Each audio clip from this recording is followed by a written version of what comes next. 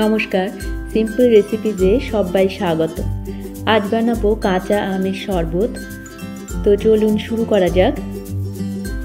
কাঁচা আমের শরবত বানানোর জন্য নিয়েছি দুটো কাঁচা আম টুকরো করে কেটে নিয়েছি, দুটো কাঁচা লঙ্কা, এক মুঠো ধনে পাতা, এক মুঠো পুদিনা পাতা, 1 টেবিল স্পুন ভাজা জিরের গুঁড়ো, 1 টেবিল স্পুন গোলমরিচের গুঁড়ো, স্বাদ মতো লবণ, 1 টিস্পুন বিট লবণ, 4 টেবিল স্পুন চিনি আর একটু ঠান্ডা জল নিয়েছি। একটা ব্লেন্ডিং জারে কাঁচা আমগুলোকে প্রথমে নিয়ে নিলাম।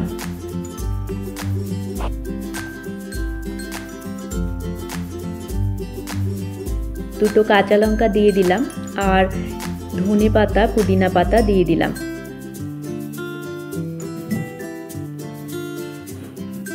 এর মধ্যে সামান্য একটু ঠান্ডা জল মিশিয়ে আমি একটা মিহি পেস্ট তৈরি করে নেব। প্রথমে তৈরি হয়ে গেছে পেস্টটা। এবারে এর মধ্যে 4 টেবিল স্পুন চিনি, স্বাদ মতো লবণ,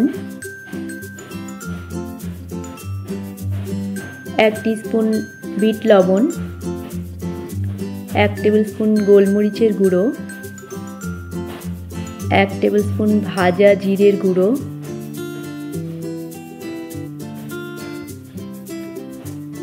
সামান্য জল দিয়ে আমি এটাকে আবারও পেস্ট তৈরি করে নেব একটা।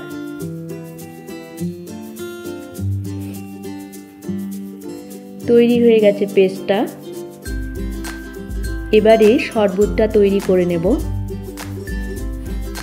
দুটো কাচের গ্লাস নিয়েছি, 5-6টা করে আইস কিউব দিয়ে দিলাম।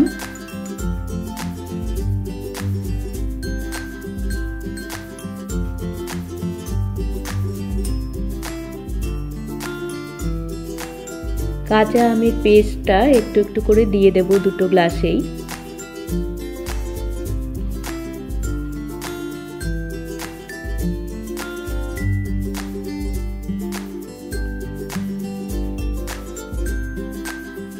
আর দিয়ে দেব ঠান্ডা জল।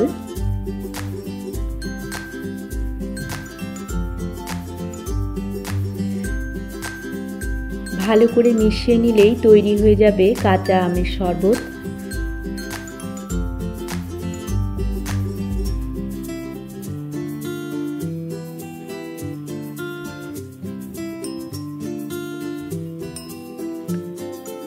ওপর থেকে দুটো পুদিনা পাতা দিয়ে সাজিয়ে দিলাম। রেসিপি ভালো লাগলে আপনারাও এইভাবে বাড়িতে বানিয়ে দেখতে পারেন। আশা করি আপনাদেরও ভালো লাগবে। সবাইকে ভালো থাকার শুভেচ্ছা জানিয়ে আজকের মতো শেষ করছি। দেখা হচ্ছে পরবর্তী পর্বে। ধন্যবাদ।